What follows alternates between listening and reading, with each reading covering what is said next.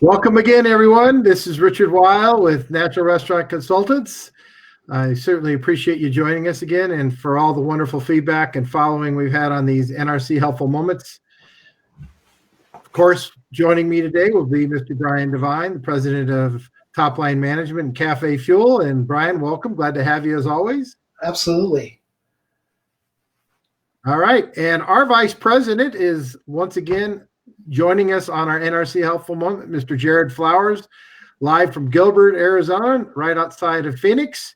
And Jared is going to be helping us out today on some operation pieces on restaurants starting their process of reopening their restaurant, reopening their dining rooms, which of course is going to vary across the country a little bit by jurisdiction. Some restaurants will be able to open perhaps as high as 75% capacity, 50%, or maybe even as low as 25%, as we're seeing in some of the harder stricken areas across the Northeast corridor and the East Coast as well. So, Jared, today I'd like to see if you would please give some helpful tips on how restaurants and operators should be looking at their menu and inventory and things along those lines. So if you would please share your perspective as a chef and, of course, as a professional consultant as vice president of NRC. So please, Jared, if you would. Thank you, Richard. Thanks for having me.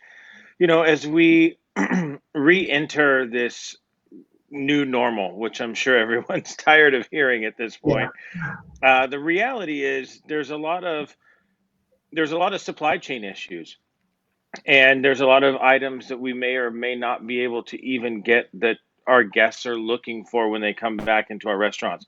But beyond that, we have to be cognizant as operators that we don't know how many guests are coming through the door each day. We don't know how many guests we're going to be able to see for the fresh food that we're creating every day. And so making sure that our food costs and our waste is really in control, it's going to be very important to scale down the menus that we have in each of our individual restaurants. That being said, a lot of municipalities are requiring that operators create paper menus and throwaway menus. So we're not saying that every operator should go reinvent the wheel and create a new menu. But if you're going to have to print something anyway, why not reduce the amount of training, prep, waste, on-hand inventory, and utilize this opportunity to have those paper menus and showcase some of the items that maybe you wanted to put on the menu before but weren't necessarily comfortable with, or your sale and see what those top 15 items are on your product mix, and let's showcase those. The guests really want to get back to see you. They want to be back as part of your family. They want you back as part of their family, and they're going to be very flexible and compassionate when it comes to what you're able to serve them.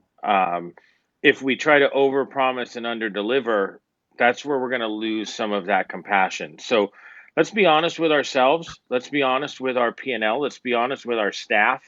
Let's be honest with what we can afford as far as labor, and really look at that product mix and scale that menu down to something that's feasible to be able to at least open the door to this first phase of what reopening looks like. Jared, do you think that restaurants that do breakfast, lunch, and dinner in terms of operating hours should take a look at what their revenues were prior to the COVID-19 situation and what they might guess as how they could look like afterwards, and possibly maybe even reducing a meal period or hours of operations? Or how would they go about doing that? 100%. And I was talking with a couple of operators this week, and we were discussing how could we turn, a breakfast, lunch, dinner hours of operation into one long brunch. And if we opened from, instead of 7 a.m. to 10 p.m., what if we opened from 10:30 a.m. until 6 p.m. Initially, and we serve breakfast, lunch, and dinner throughout the full hours of operation. But rather than serving 60 menu items, we serve 16 menu items.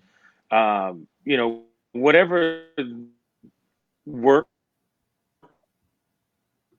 articulative with how we can manage those hours of operation and the hours that we can have staff in the building, the amount of hours it's going to take to clean and sanitize to keep the staff and the guests safe, all of the new normal operation items, as well as receiving deliveries and just really everything, all the minutia that comes along with trying to figure out how we're going to operate moving forward. I think you have to look at every aspect of it, Richard. Those are great points, Jared, and thank you so much. I think that's extremely helpful and beneficial to our colleagues and friends out there. So thank you, Jared. I'm going to turn to Brian real quick and kind of follow up on the menu idea, Brian. A thought process there as far as operators taking a look of our follow-up from yesterday's helpful moment on video. But would you add a little bit more on that as far as the menu sort? Yeah, thanks, Richard. And Jared, thanks for that. That's fantastic. So what we've all kind of been discussing is over and over again is communication, right? So what can you do to make sure that people aren't surprised? So if people are coming to see you, like what Jared was talking about, and they want to be back in the family, so to speak, don't have them surprised that their favorite menu item is not on the menu. Make sure that you're communicating what that new menu looks like. And again, video is such a great way to do that. And Richard had the brilliant idea of creating video for the menu. And there are tools out there that can make it really easy to do. We actually have this amazing video rendering system that can create a video for your menu really fast. So if you're like, hey, we might have to make changes every week, we can accommodate that. It's really a great way to have you stand out from everyone else and really communicate in a fun and effective way so that when people come to see you, they're not shocked by a change in the menu. They've seen it. So I think that covers everything. Richard, any questions about that? No, I think that makes sense. Jared, anything else from your perspective as far as ops or even that video idea? You think we kind of covered it? No, I think you really did. And again, I think as we've learned over the years, one of the scariest things for any operator is to scrap their menu. And they're afraid if I take this item off, then I'm going to run off a guest. But it's not the old days anymore. We want to get guests in, show them what we can do, but let's do it in a clean, safe, healthy environment that still allows you to have some room for some profit. And that is going to require some scale down. And we're happy to help do that, help guide you through it. We've done it. And again, please reach out, and we're happy to help in any way we can. Well, that does it really for today on our NRC Helpful Moment. Again, thank you to our Vice President of National Restaurant Consultants, Mr. Jared Flowers, and of course, Brian Devine. So that's it for today. So long for now, everybody. Bye. Thank you. Bye, everybody.